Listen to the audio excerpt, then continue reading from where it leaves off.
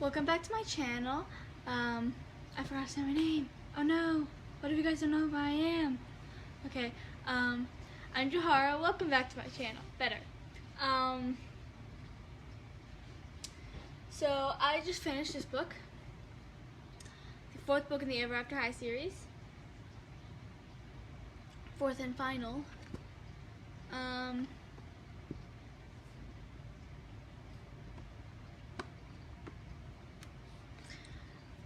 I liked it. I mean, not nearly as good as the second book. Maybe not even as good as the second book. Better, definitely better than the first book. So I told you a little bit about what I knew of it from one of my previous Ever After High book videos, which is basically that it's still part of the series, but it's even though it's the fourth book, it's based about before the series starts.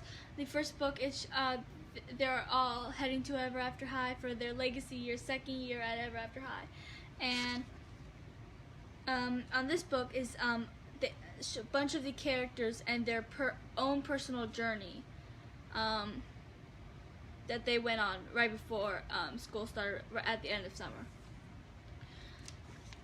See, Cedarwood and the end of summer, Applewhite and the Ebony Hair Legacy. I will admit there's some I didn't read. Well, I think there's only one I really didn't read, and then one I read a couple pages, then got bored with and skipped. But the rest I read. The first one is Cedarwood and the end of summer, and that chapter was basically about Cedar. Out in the village, she was trying to find a way to cheer up her dad and grandpa for because she was leaving school and they were sad, especially her dad. So she's daughter of Pinocchio, so his dad is Pinocchio and her grandfather is Geppetto. On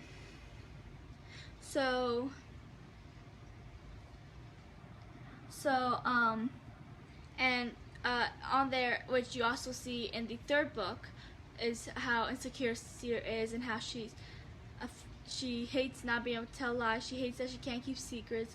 She hates that she's not a real girl. She wants to choose her own destiny, but at the same time, if she doesn't follow her destiny, she won't be a real girl, and that terrifies her. But at the same time, she does want to be able to choose, because the fear of not choosing is worse than anything. So, but then some mean guy was bullying her and asked her questions that he shouldn't be asking, knowing that she can't not answer. What was the question? It was how do you feel about not being a real girl or something like that? And then she after answering a couple questions, she ran off, and then later on, the friend of the guy ran over saying that his friend was drowning and he can't swim. So Cedar ran over, she can't swim and floats, obviously, since she's made out of wood, and it ended up saving him. He had his foot stuck on a vine or something, so she undid that and helped him out. He was like, "You," and she's like, "Yeah, the girl you were being incredibly cruel to." And she's like, "Why did you save me?" She was like, because even though I'm always honest, I'm also kind and caring." So that was nice. Shows what kind of person Cedar is. Applewhite and the Ebony Hair Legacy. I skipped that because I can't stand Apple, and I didn't want to read about Apple. So Raven Queen and the Mirror Prison. I read most of that. I think I skipped one page or two, because some of it was a lot similar to the very beginning of the first book, and I already read that, so I don't want to read that again. But basically, when she wakes up the last day of summer, she goes to breakfast with her dad, and then the cook and her two sons, and then she ends up having 1 year to talk to her mom. So she because of the whole mirror prison, so she talked to her, and her mom was disappointed because she wanted Raven to free her, and she wants Raven to follow her destiny, and Raven doesn't. And she gets really squeamish around her mom, afraid to speak, afraid to do this and that. So yeah. But I'm reading the Jewelry Thieves. Now I skipped some of this. I started reading it, but then I got bored, so I skipped the rest of it. But basically, Briar was picking out the clothes she wanted to wear for school, and she was trying to be exact. Like, this outfit had to be perfect, and this was part of the outfit, like that. And she was trying to find jewelry, but when she opened her this like treasure, it's kind of like a treasure chest full of jewelry, it was all gone. So after that is when I skipped it. So I'm guessing she went on just this journey to find out who stole it. Later on, I find out who did, and from another story, and I'll get to that then. So Madeline had her on the upside down day. So an upside down day is like the last day of this and the first day of this. The last day of summer, first day of school is that upside down day. She can't go back to Wonderland, but her and her dad have a tea shop, so that's where they've been staying over the summer. And then there's one mean girl, which you actually see how she got inside the tea shop later on, which I'll also get to later on.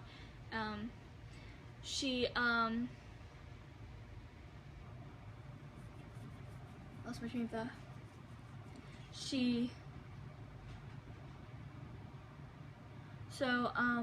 This one girl who, it was her first day at Ever After High, she got there a day early, and she went inside there and was being really snippy to Maddie, and she was like, I just want regular tea, and Maddie thought that was absurd, and they don't really have regular tea, but she did manage to find one, and then ended up giving her different tea instead, which was kind of a magical tea, and basically when you talk, it swirls its own and creates the tea that you actually want or need. So that's what she gives her, and she ends up being really nice to her and tells her, like, because she knows what it's like to be the new girl at a new school from a different world than you're from. So she, because the year before was her first day at Ever After High, she'd just been banished from Wonderland. Well, not banished, that's not the right word, but like, she can't go back because she escaped during the Queen's Curse, and she can't go back because they sealed it so that it wouldn't come to Ever After. So yeah, and then she ends up talking to the girl, and they have a nice talk for a minute, and then a new customer walks in, and Maddie tells her to come over and sit down with her and have them befriend, and it was really sweet. It is Maddie, so no one's really surprised there. Ashlyn, Ella, and the Mysterious Woodsman. Ashlyn was on this journey. She had to pack, but at the same time she couldn't stop when because she's the only person that can actually understand what animals say. So when she hears an animal cry for help, she has to help them. So she helped. So basically her entire journey was she kept helping more animals, and then she heard a bunch of animals talking, and then she finds this baby birds that had fallen to the floor. They didn't have any injuries, but they haven't learned how to fly yet, so they can't go back up. So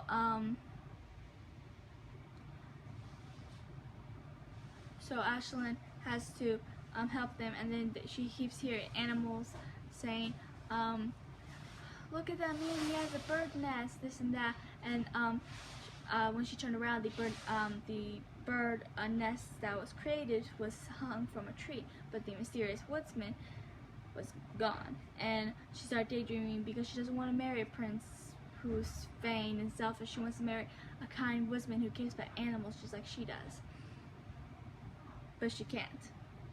Hunter Huntsman and the Forest Maiden. Hunter doesn't want to be anything like his dad. He loves his dad, but his dad is all about killing animals like a huntsman does, and he cares about animals, and he has to keep it a secret from his parents, and the secret that he is a vegetarian because he doesn't want to eat what used to be animals. Yet it's absurd to think about huntsmen as a vegetarian or animal friendly. So So he has to go with his dad as they check on the traps, and it looked like one trap had squirrel hair in there, but it looked like someone had opened it and freed the squirrel. And he's like, how are these animals freeing themselves? And Hunter had to keep it secret because at night he's been checking traps and saving animals. And then they hear a call from a man who thought he saw a wolf. So the dad took the man back home as Hunter looked for any signs of wolves. And so he and then that's when he finds the birds out of the nest. So he creates a little birdhouse for them, and sees the fair maiden, and he doesn't realize that it's Ashlyn. He doesn't realize, he can only see the back of her, and he doesn't realize that but she just seemed familiar to him, like she's met him before. But then after he left, he couldn't help daydreaming, which he's never done before, about a nice maiden who loves animals like him. Dexter Charming and the Yellow-Eyed Changeling. So on here, the Charming family, for the last day of summer, went to their grandparents for this annual family ball.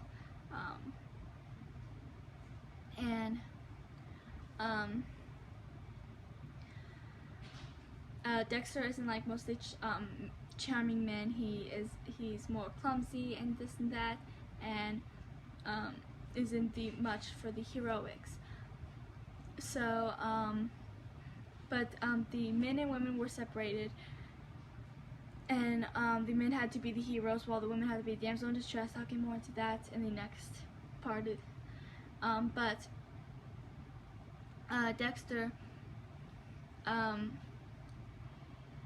saw one of his cousins, Charity, and he swore he saw her eyes glow. He also at one point thought he saw her eyeing a pocket knife, which isn't right for a girl charming.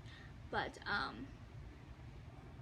he checked it out a little bit more, kept an eye out and spied until he found out that Charity wasn't actually Charity. Charity was locked up, and this person was a changeling, which is like a creature that can morph into other people.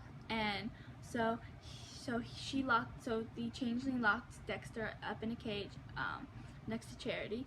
Charity was reading, not really wanting to be saved. She purposely had the changeling become her so that she can get out of this ball, but then the changeling kind of betrayed her and wanted to take over permanently. So Dexter found a way to get out of the cage. At first he didn't think he could do it because he's not like anything like his brother Daring, who's all about heroics and saving. But he did, and then he fought the changeling, and he just defeated the changeling when Daring came and saw that he had one of the treasures the Charmings are supposed to find for this quest. And then he took Dexter out, not realizing Charity was there. So. And then everyone kind of picked up, and then he saw Darling and began to tell her what happened when everyone was excited that he was a hero finding the treasure, and picked him up like you see in movies or whatever.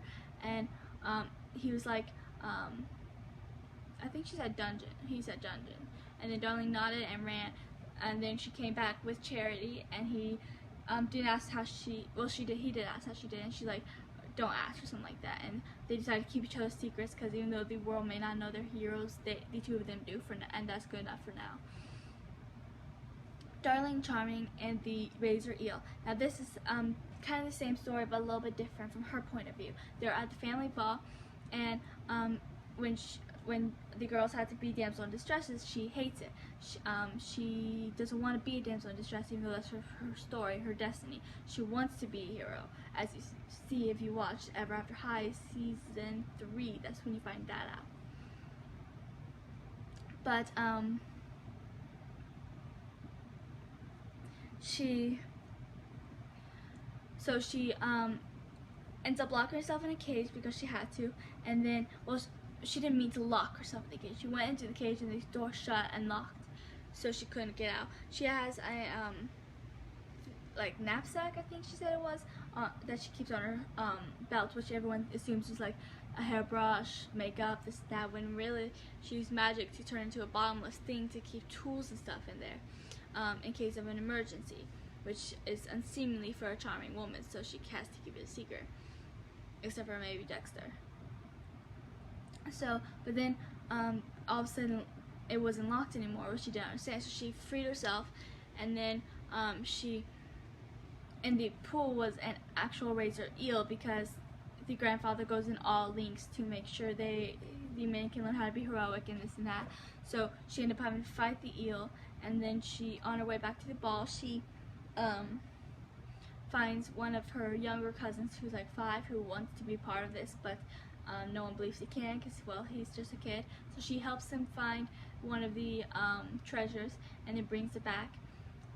And then after that is when Dexter comes in with everything that happened with the changeling, and he tells her what happened. So she ran to the dungeon. She found something to kind of pry open the thing to get Charity out, and then they ran back, and only Darlene and Dexter know truly what happened that day. No one else actually knows. Lizzie Hart's and a Home for Hedgehogs. So this is when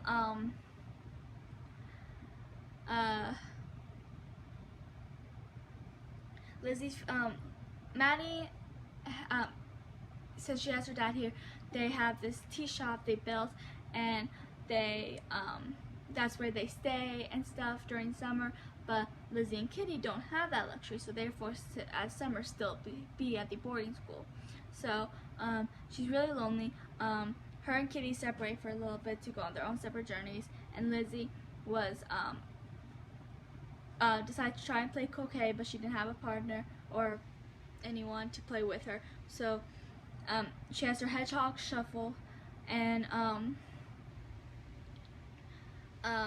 then this gardener set something on fire by accident, and there was a family of hedgehogs there, and so she had to find a home for the hedgehogs, and that's when she came up with the idea of making a garden, a Wonderland garden, which was perfect for the hedgehogs and for her. She didn't want anyone to know she was homesick, or that she missed Wonderland, or that she had this weakness, but she also misses Wonderland and her home, and she doesn't know if she can ever go back. She also had this nice talk with the White Queen, who was also came from the Wonderland before they sealed the entrances or whatever.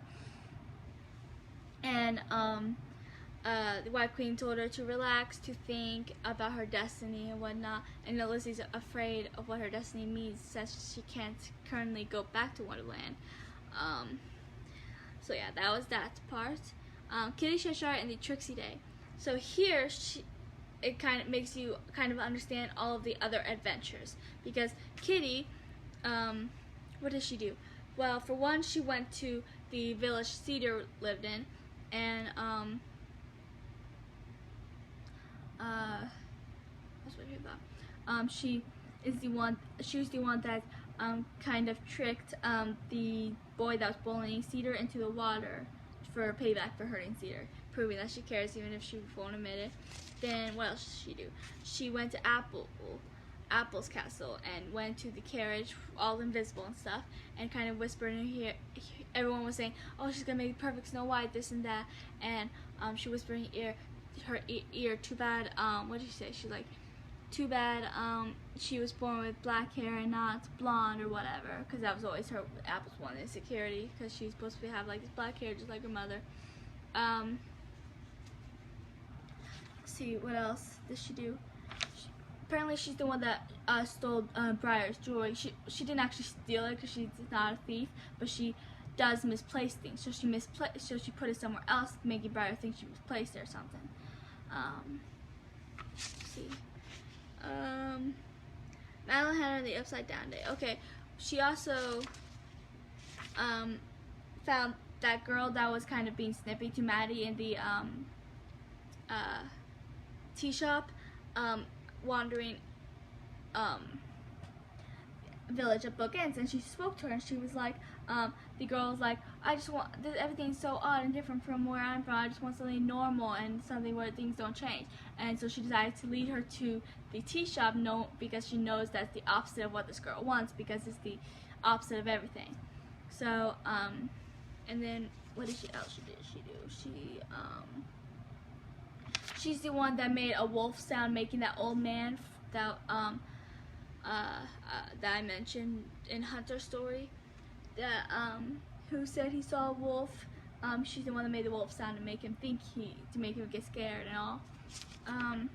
She also went to the Charmings, and she when the cage was mysteriously unlocked, she thought she was mistaken and it wasn't locked at all. Katie was the one that unlocked it.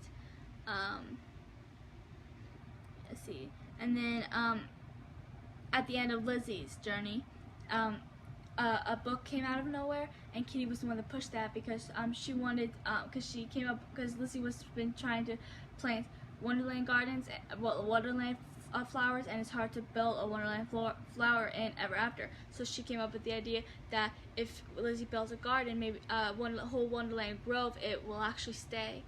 And to do that, but she knew that if she suggested Lizzie wouldn't agree to it. It had to be Lizzie's idea. So she pushed out a book that would give her the idea from the library. And then Lizzie was like, this is exactly what I needed. So yeah. So it proves she cares, and she does have friends. She considers Maddie and Lizzie friends.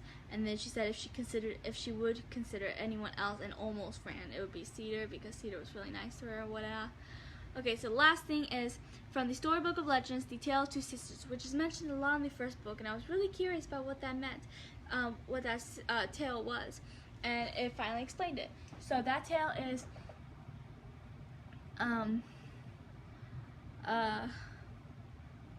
this ugly sister was really kind, and this beautiful sister was really selfish and cruel.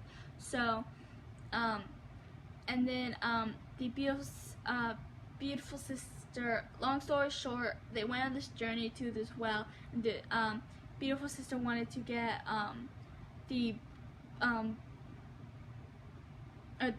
beautiful sister, who was ugly on the inside, wanted these flies and stuff, wasps and stuff, to leave her alone. So she told her ugly sister to bring her down in the well, and then she'd bring her back up. And then she told her to do it, so she wasn't the only one soaking wet. And then she did, but then the beautiful sister got lost in her reflection in a puddle or something, and dropped the rope. And the ugly sister started drowning, but she did manage to get back up. And all of a sudden, a transformation happened. The ugly sister became as beautiful as she is on the outside. And the beautiful sister becomes as ugly as she is on the inside. And inside, that's what I meant last time. Like, the ugly sister became as beautiful as she was on the inside, and the beautiful sister became as ugly as she was on the inside. Okay, that's what I was trying to say. And then the ugly sister runs away. That's how the tale is supposed to go. But this generation of sisters didn't want to do that, because they left a note because they didn't want to do it. Let me find it.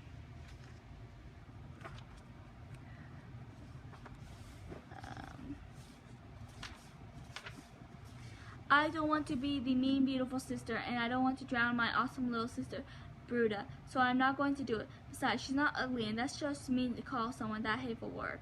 We found a spell that will change our well into a portal. By the time anyone finds these notes, we'll be long gone into another world where we're not forced to relive stupid stories. And then the other sister leaves a note. That's right. Besides, like I'd ever let my sister drown my pet butterflies. I regularly whip her butts in gymnastics class. And then the other sister wrote again, you wish, I'll race you to well. So they were close, and they didn't want to relive that awful story, which makes sense. So yeah. So that's this book. I liked it. I haven't actually rated it on Goodreads yet. I don't have internet, so I won't be able to rate it until tomorrow. But I'm thinking about rating it 3 stars, maybe 2 stars. I'm not 100% sure yet. I liked it, but honestly, I don't know if I ever want to reread it. I mean, even the stories of the characters I like. My favorite characters, Lizzie, Maddie, and Kitty. I don't know if I ever want to reread them. So, but it's not like it was bad. It kept my interest long enough for me to finish it in a day, you know. So, I haven't decided yet. if I wanna, you know, 2 stars or 3 stars, or if I even want to keep this book. I don't know yet. I'll figure it out. We'll see. But it's either gonna be 2 stars or 3 stars, so we will see because I don't know yet. So that's all. Thank you for watching.